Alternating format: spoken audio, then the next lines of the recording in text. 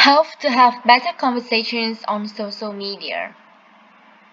How will you describe the feelings about social media? Two words like entertaining and connecting come to mind, but also words like exhausting and polarized.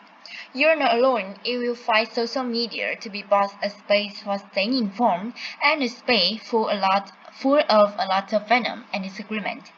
These days, that's the landscape we look into and live in.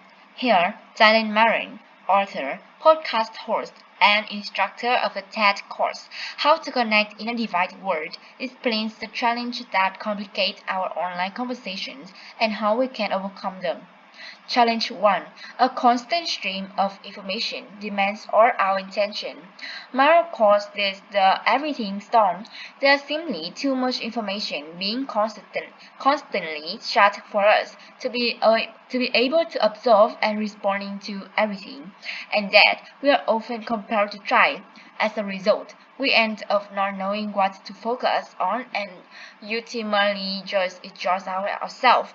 Marron shares inner lessons from his TED course, and that's how we may chime in on topics or issues that we don't really care about or know much about, and say something that's uninformed, inaccurate, or just insensitive.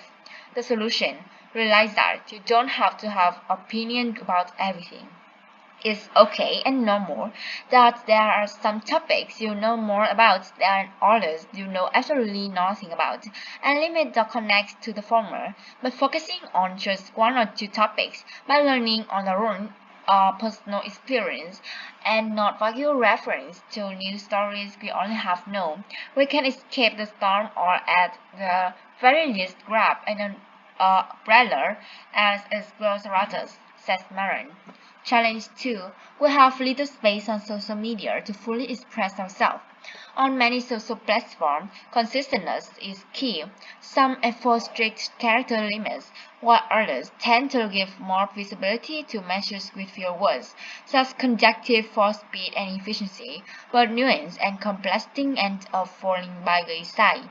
As Marron poses, some of our thoughts are too messy, too complicated, and too informed to whittle them down into a bit-sized packet. The solution: head to a space where there's room for you to share complete thoughts. Talking on the phone or in person is ideal, but that's not always possible. So rather than considering the opinion into a short reply that risks from misinterpretation, try taking a conversation to someone's DMS. Move to platform and modes of communication that allows us to fully express ourselves without limitation, Marron says. Challenge 3. Social media has become a spectacle where we are compete for likes. Many parts of the internet have become a battleground, turning all, whether we like it or not, into spectators. We use app emojis to cheer and boo, and often the supposed winner of a debate is the one who gets the most likes. While this can sometimes be entertaining, it can interfere with forming genuine connections with other people. The solution, as is the arena. Again, this is where direct messages can come in handy. Find a place far from the audience where clapbacks and disease are rewarded with instant points, and set off the conversation there, suggests Marron. You could start a private message with something like, I wanted to take this conversation here because it's important to me. Challenge 4. You see everyone who disagrees with us as a troll. The above challenges are just a few of the structural hurdles that social media present, but one of its biggest challenges is its impact on how we interact with and view other people. It's sad but true. Many of us act differently online than we do in real life, often in more hurtful ways. Internet harriers often see the people they harass as less than human, but we also have to contend with the fact that our coping mechanism is to regard that harassers as inhuman entities themselves, says Marron. When both sides see each other this way, it leaves us all dangerously closed-minded, each believing that we are inherently better than others. The solution: remove troll from the vocabulary. If you truly want to have a meaningful exchange with someone else, you'll need to have some empathy for them. In this case, that means an active refusal to dehumanize even the people who dehumanize others, says Marron. Remember this. You're speaking with someone who has a depth of feelings and experience that have shaped their opinions. Thus, it can be hard to see haters as human, especially if you never meet them in real life.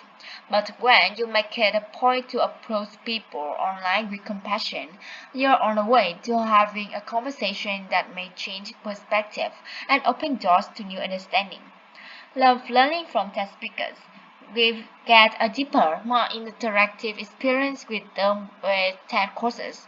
Each 4-week course is led by experts who will teach you skills for improving your life, whether this is expanding your imagination and revamping your career to strengthen your memory and build healthy relationships as an adult. Sign up for Janet Morris TED courses and learn more about bridging gaps and forming meaningful connection.